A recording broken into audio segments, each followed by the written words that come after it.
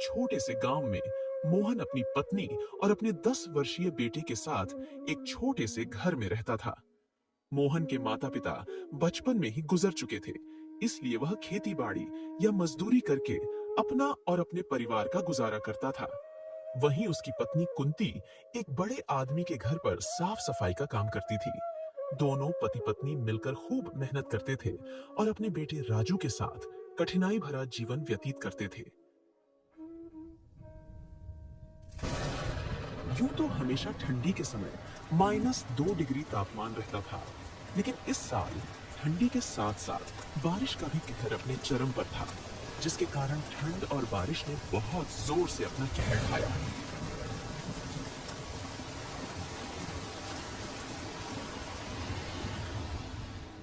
इस वजह से आनंदपुर गांव के लोग बहुत ही ज्यादा ठंड और बारिश से डरे हुए और परेशान थे। दिन हो या रात, लोग बारिश और ठंड के कहर से बेहद परेशान थे। हे भगवान, यह कैसी लीला है आपकी। देख रहे हैं राजू के पापा, इस साल कितनी ज्यादा ठंड और बारिश पड़ रही है। इतनी तेज बारिश और ठंड में काम करना भी बहुत मुश्किल हो गया है। घर से बाहर निकलते ही पैर ठंड के मारे जमने लगते हैं। इतनी ज्यादा ठंड और बारिश में तो घर से बाहर निकलने का मन भी नहीं कर रहा है। न जाने इस साल की ठंडी कैसे कटेगी। हाँ सीमा, इस साल तो ठंड के साथ साथ बारिश भी अपना कहर ढा रही है। न जाने हम गरीबों का क्या होगा। सीमा और मोहन आपस में बात कर ही रहे थे, तभी राजू अपने पिता से बोला, बाबा, मैं भी आपके साथ आज खेत पर जाना चाहता हूँ। मुझे भी देखना है कि आप खेत पर कैसे काम करते हैं। नहीं राजू, बाहर बहुत ठंड है। इतनी सर्दी में बाहर जाना ठीक नहीं है। तुम अपनी माँ के साथ घर पर ही रहो। घर के अंदर रहोगे तो सुरक्षित और गर्म रहोगे। ठंड में बाहर घूमना सही नहीं है, इसलिए मेरी बात मानो और बाहर मत जाओ। नहीं बाबा, मैं भी आपके साथ खेत पर चलूंगा। ले चलो ना मुझे भी। माँ, बाबा से बोलो ना कि मुझे भी खेत पर लेकर जाए। मैं भी देखना चाहता हूँ कि वहाँ क्या क्या होता है और आपकी मदद करना चाहता हूँ। प्लीज मुझे भी साथ ले चलो। राजू बेटा, जिद नहीं करती। बाहर बहुत ठंड है और अगर तुम बाहर जाओगे तो तुम्हारी तबीयत खराब हो सकती है। हमारे पास इतने पैसे भी नहीं हैं कि तुम्हारी बीमारी का इलाज करवा सके। एक तो वैसे भी सेठ ने इस महीने के पैसे नहीं दिए हैं। न जाने इस हफ्ते घर का राशन कैसे आएगा। इसलिए मेरी बात मानो और घर के अंदर ही रहो। सीमा, ये क्या सुन रहा हूँ? राशन खत्म हो गया है और तुमने मुझे बताया तक नहीं। आखिर तुमने मुझे इतनी बड़ी बात छुपाई क्यों? मोहन, मैं क्या बताती। हर रोज सोचती थी कि तुम्हें बताऊं, लेकिन तुम्हारी परेशानियां देखकर चुप रह जाती। घर में आटा सिर्फ 2 दिन का बचा है। दाल भी पूरी खत्म हो चुकी है। सब्जियां तो पिछले हफ्ते से घर में नहीं है। मुझे उम्मीद थी कि शायद सेठ जी कल परसों तक पैसे दे देंगे तो कुछ इंतजाम हो जाएगा। बस इसी आस में चुप थी। अरे, ये तो बहुत बुरा हुआ। अगर कल तक पैसे नहीं मिले तो हम खाएंगे क्या? ऐसे में राजू बीमार पड़ गया तो स्थिति और खराब हो जाएगी। मैं कल सुबह सेठ जी से जाकर बात करूंगा। मोहन की चिंता बढ़ती जा रही थी। ठंड और बारिश ने पहले ही हालात मुश्किल कर दिए थे और अब घर में राशन खत्म होने की बात ने उसे और बेचैन कर दिया। वह सीमा और राजू की तरफ देखता है, मानो उनसे कुछ कहना चाहता हो, लेकिन शब्द नहीं निकलते। तभी राजू ने मासूमियत से कहा, बाबा, अगर पैसे नहीं हैं तो हम खेत से कुछ ला सकते हैं ना? जैसे पिछली बार आप गेहूं लाए थे और उससे रोटियां बनाई थी। इस बार भी ऐसा कर सकते हैं ना? बेटा, वो गेहूं अब हमारे खेत में नहीं है। उसे बेचकर ही तो पिछले साल का कर्ज चुकाया था।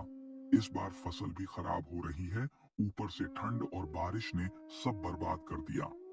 मोहन, मैं सोच रही थी, क्या हम सरपंच जी से मदद मांग सकते हैं? उन्होंने पिछले महीने गांव वालों को राशन बांटने का वादा किया था। सरपंच जी से बात करनी चाहिए। अगर वह मदद कर दें तो कुछ दिन के लिए इंतजाम हो सकता है। अगली सुबह मोहन ने फैसला किया कि चाहे कुछ भी हो जाए, वह सरपंच के पास मदद मांगने जाएगा। ठंड का कहर और खाली पेट की चिंता ने उसे मजबूर कर दिया। उसने सीमा और राजू को घर में रहने को कहा और खुद सरपंच के घर की ओर निकल पड़ा। फिर थोड़ी ही देर में वह सरपंच के घर पर आ गया और फिर सरपंच से वह बोला, सरपंच जी, हमारी हालत बहुत खराब है। घर में राशन खत्म हो गया है। ठंड और बारिश की वजह से काम भी नहीं मिल रहा। अगर आप कुछ मदद कर दें तो भगवान आपका भला करेगा। मोहन, ये मेरी जिम्मेदारी थोड़ी ना है। तुम्हारी जिम्मेदारी है, तुम ही समझो। तुम लोगों की आदत हो गई है, जब मन किया तब चले आते हो भीख मांगने, गरीब कहीं के। ऐसा मत कहिए सरपंच जी। मेरा परिवार 2 दिन से भूखा है। मैं मेहनत से कमाने वाला आदमी हूँ, पर इस बार हालात ने हमें मजबूर कर दिया है। बस कुछ दिन का राशन मिल जाए तो हम संभल जाएंगे। चुप कर। गरीब हो तो अपनी गरीबी में जीना सीखो। यहाँ आकर रोने धोने से कुछ नहीं मिलेगा। मेरे पास फालतू समय नहीं है। निकलो यहाँ से। सरपंच की यह बात सुन के मोहन का दिल टूट गया। उसने एक बार फिर हाथ जोड़कर कहा, सरपंच जी, आप हमारे गांव के मुखिया हैं। अगर आप ही हमारी मदद नहीं करेंगे तो कौन करेगा? मोहन की यह बात सुनकर सरपंच को बहुत तेज गुस्सा आया और वह अपने नौकर को आवाज लगाते हुए बोला, अरे रामू, इसे बाहर निकालो और आइंदा मेरे घर में इसे ना घुसने देना। फिर सरपंच ने उसे धक्के मारकर बाहर कर दिया। अब मोहन भारी मन से घर की ओर चल दिया। जैसे ही वह घर आया, उसने देखा कि सीमा बिस्तर पर लेटी हुई है और राजू भी उसके पास बैठा हुआ है। बाबा, माँ की तबीयत बहुत खराब हो गई है। वह कुछ बोल नहीं रही है। हे भगवान, ये क्या हो गया? सीमा, कुछ बोलो ना, कुछ तो बोलो ना। ऐसे चुप मत रहो, तुम्हें कुछ नहीं होगा। मोहन, अब ठंड और भूख ने मुझे तोड़ दिया है। मुझे माफ कर दो। मैं तुम्हारा और राजू का साथ अब शायद नहीं दे पाऊंगी।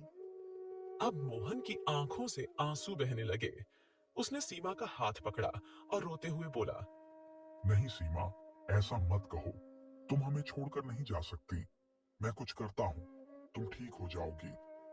मोहन, अब मैं ज्यादा देर तक नहीं रहूंगी। मेरी सांसें अब थम रही है। तुम राजू का ख्याल रखना। अब मोहन घर के बाहर जाकर पड़ोसियों को आवाज लगाई, लेकिन ठंड और बारिश के कारण कोई मदद के लिए बाहर नहीं आया। मोहन, अब मेरी चिंता मत करो। जितना कर सके राजू के लिए करो। उसे भूखा मत सोने देना। सीमा ने इतना कहा ही था, तभी उसकी सांसें उसका साथ छोड़कर चली गईं और वह हमेशा के लिए दुनिया से अलविदा कह दिया। नहीं सीमा, तुम मुझे छोड़कर नहीं जा सकती। हमारे पास और कुछ नहीं है तुम्हारे सिवा। तुम्हारे बिना तो यह घर भी घर नहीं रहेगा। तुमने हमेशा मेरा साथ दिया है। यह कहकर मोहन फुट फुट कर रोने लगा। माँ, उठो ना। देखो मैं रो रहा हूँ। प्लीज उठ जाओ। बाबा, माँ हमें क्यों छोड़कर चली गई? क्या हम इतने बुरे हैं? नहीं बेटा, हम बुरे नहीं हैं। ये सब तो नियति का खेल है। पता नहीं हम लोगों ने कौन सी गलती की थी जो हम भुगतना पड़ रहा है। ऐसे ही कुछ महीने गुजर गए। सीमा के जाने के बाद मोहन और राजू के जीवन में जैसे अंधेरा छा गया। छोटे से घर में अब हर तरफ सन्नाटा था। बिस्तर पर पड़ी सीमा की निशानी और उसकी जगह अब सिर्फ खाली पन्ने ले ली थी। मोहन सीमा की याद में कई रातों तक सो नहीं पाया। बाबा, माँ क्यों चली गई? क्या हम उसे वापस नहीं ला सकते? बेटा, माँ हमें छोड़कर नहीं गई। वह हमें ऊपर से देख रही है, लेकिन अब हमें और मेहनत करनी होगी। तुम्हारी माँ चाहती थी कि हम कभी हार न माने। यह कहते हुए मोहन की आंखें फिर भर आईं। उसने राजू को अपने सीने से लगाकर चुप कराया, लेकिन अंदर से वह खुद टूट रहा था। ऐसे ही कई दिन बीत गए और एक दिन सुबह जब मोहन अपनी कुटिया के बाहर बैठा था, तभी गांव का जमींदार हरनाम सिंह अपने आदमियों के साथ वहां आया और मोहन से बोला, मोहन, मेरा कर्ज कब चुकाओगे? 6 महीने हो गए। अगर जल्दी पैसे नहीं लौट आए तो तुम्हारा घर और तुम्हारी खेत दोनों नीलाम कर दूंगा। जमींदार की ऐसा बोल सुन के मोहन के चेहरे पर चिंता की लकीरें और गहरी हो गईं। उसने सिर झुकाकर कहा, जमींदार साहब, मुझसे जो बन पाता है मैं मेहनत कर रहा हूँ, पर अभी तक पैसे नहीं जुटा पाया। मुझे थोड़ा और वक्त दीजिए। मोहन, मुझे बहाने मत सुनाओ। मैं तुम्हें सिर्फ 7 दिन का समय देता हूँ। अगर 7 दिन में पैसे नहीं दिए तो अंजाम भुगतने के लिए तैयार रहना। जमींदार का यह कहकर वहां से चला जाना मोहन के लिए किसी तूफान से कम नहीं था। वह बैठकर सोचने लगा कि अब वह क्या करेगा। उसकी नजरें बार बार अपने बेटे राजू पर जा टिकती। दिन गुजरते गए और मोहन की चिंता बढ़ती जा रही थी। 7वां दिन भी करीब आ गया था। तभी अचानक एक दिन मोहन का पुराना दोस्त रघु गांव आया। रघु और मोहन बचपन के साथी थे, लेकिन कई साल पहले रघु रोजगार की तलाश में शहर चला गया था। अब वह काफी पैसे वाला हो चुका था। रघु जब मोहन के घर पहुंचा तो उसने देखा कि मोहन परेशान बैठा है। अरे मोहन, तू इतना परेशान क्यों है? क्या हुआ? फिर मोहन ने अपने दोस्त को सब कुछ बताने लगा। जमींदार के कर्ज और उसकी धमकी के बारे में सुनकर रघु का दिल पसीज गया। वह तुरंत मोहन से बोल, तू चिंता मत कर मोहन, दोस्त की मदद करने के लिए ही दोस्त होता है। ये ले पूरे पैसे, जाकर जमींदार का कर्ज चुका दे। रघु की यह बात सुनकर मोहन की आंखों में आंसू आ गए और वह रघु से बोला, तुमने आज मुझे और मेरे बेटे को नई जिंदगी दी है। मैं कभी तुम्हारा यह एहसान नहीं भूलूंगा। अगले ही दिन मोहन जमींदार के घर पहुंचा और सारा कर्ज चुका दिया। जमींदार यह देखकर हैरान रह गया, लेकिन उसने पैसे लेकर मोहन को कर्ज मुक्त कर दिया। जमींदार साहब, मैं आपके सारे पैसे चुका दिए।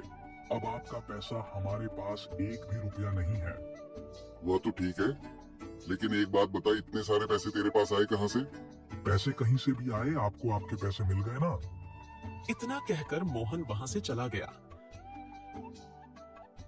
वह थोड़ी ही दूर गया था, तभी उसको रास्ते में एक पुरोहित जी मिले और वह मोहन से बोले, वत्स, तुम्हारी पत्नी के बिना तुम्हारा जीवन अधूरा लग रहा है।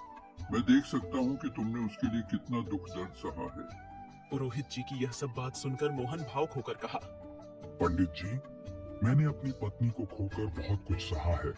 अगर वह वापस आ जाए तो मेरा परिवार पूरा हो जाएगा। मेरे बेटे को अपनी माँ की जरूरत है। मोहन की यह बात सुनकर पुरोहित जी कुछ देर के लिए चुप हो गए।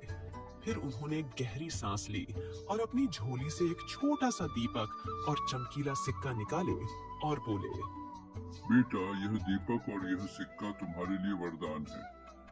आज रात चंद्रमा की रोशनी में इस दीपक को जलाकर इस सिक्के को अपने घर के उस स्थान पर रख देना जहां तुम्हारी पत्नी की सबसे प्रिय चीजें रखी थी। पूरी श्रद्धा और विश्वास के साथ प्रार्थना करना। जो भी ईश्वर उचित समझेंगे वही होगा। मोहन ने पंडित जी की बातों पर पूरा विश्वास किया। उसी रात उसने दीपक को जलाकर सिक्के को सीमा की पुरानी साड़ी के पास रखा। वह प्रार्थना करते हुए फूट फूट कर रोने लगा। हे ईश्वर, अगर मेरी मेहनत और सच्चाई का कोई मूल्य है तो मेरी पत्नी को मुझे लौटा दीजिए। मेरे बेटे को उसकी माँ चाहिए।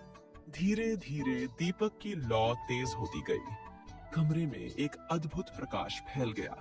अचानक जैसे किसी ने पुकारा हो, मोहन ने एक जानी पहचानी आवाज सुनी।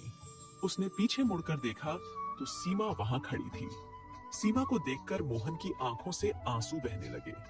उसने भावुक होकर कहा, सीमा, यह सच है या कोई सपना? तुम वापस आ गई। मोहन, मैं भी तुम्हें और हमारे बेटे को बहुत याद करती थी। तुम्हारी सच्ची प्रार्थना और पंडित जी के वरदान ने मुझे वापस बुला लिया। सुनकर मोहन बहुत प्रसन्न हुआ। तभी उसकी आंखें खुल गईं। वह देखा कि वह सपना देख रहा था। मोहन की आंखें खुलते ही उसे एहसास हुआ कि वह सपना देख रहा था। वह कुछ पल के लिए स्तब्ध रह गया। उसकी आंखों में आंसू थे और दिल तेजी से धड़क रहा था। सपना इतना सजीव था कि उसे लगा जैसे सीमा सच में उसके पास थी। इधर बारिश और ठंड दोनों मिलकर आनंदपुर में कहर ढाई जा रही थी। मानो ऐसा लगता था कि इस ठंडी में पूरा अमृतपुर पानी से जलमग्न हो जाएगा। अगली सुबह मोहन जैसे तैसे करके दूसरों के घर में झाड़ू लगाने का काम करने लगा, जिससे 2 पैसे और 2 वक्त की रोटी का इंतजाम हो जाता था। दिन महीने गुजरते गए और राजू भी अब बड़ा हो गया था। एक दिन वह अपने पिता से बोला, बाबा, अब आपको काम करने की कोई जरूरत नहीं है। मेरे को सेठ धनी राम के यहाँ नौकरी मिल गई है। अब मैं कम कर घर का गुजारा चला लूंगा। आप बस आराम कीजिए, आपकी उम्र भी हो गई है आराम करने की। नहीं बेटा, तुम कैसी बातें कर रहे हो? तुम तो बहुत छोटे हो। अभी इतनी छोटी उम्र में तुम काम करने जाओगे, ये मुझे अच्छा नहीं लगेगा। नहीं बाबा, मैंने बोल दिया ना, आप आराम करिए तो बस आराम करिए। अब आपकी उम्र कम करने की नहीं रह गई है। अब राजू अपने पिता की जिम्मेदारी अपने कंधों पर ले लिया और धनीराम के यहाँ काम करने लगा, जिससे उन लोगों का